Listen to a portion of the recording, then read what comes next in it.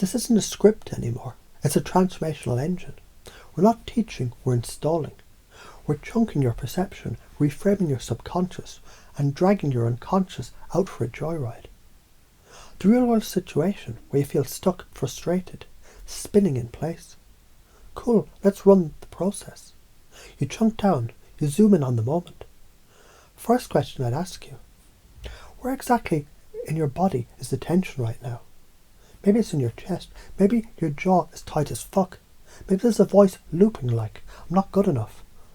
Or what if I fuck this up?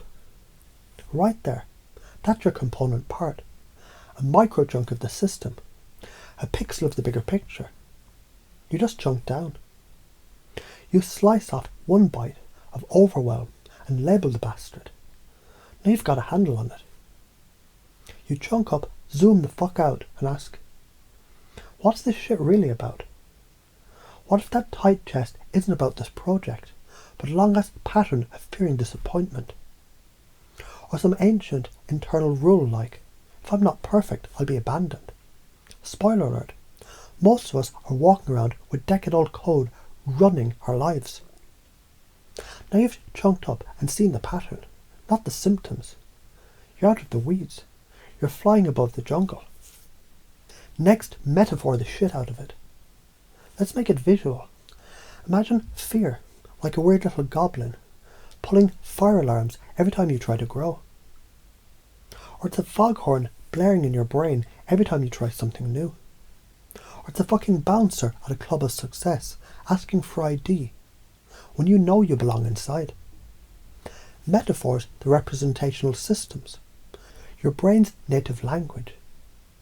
Once the fear has form, you can manipulate it, because now it's not you, it's just a character, a device, a symbol, a story. So play with that metaphor, rewire the fuck out of it. That goblin, shrink him, put him in a tutu, make him sound like Mickey Mouse on shrooms. That foghorn, mute it, turn it into soft jazz, put a sock in it. You're literally editing submodalities, the volume, size, brightness, tone. When you change the code, the system feels different. It's not woo-woo, that's neuroscience. Your amygdala doesn't give a shit about truth, it responds to interpretation. Change the representation, change the emotional charge, change your state. Reframe the whole pattern. Now ask, what if this fear is actually my compass? What if this resistance is proof I'm expanding? Or my personal favourite, this isn't fear. It's unprocessed excellence trying to escape. This is sleight of mouth, flipping the meaning while keeping the truth. Your unconscious loves this. It eats this shit up like candy with extra serotonin. Then chunk back down to a micro-action. Now say, okay, what's one small piece I can do right now? Hit send, record 15 seconds, write the crappiest version possible?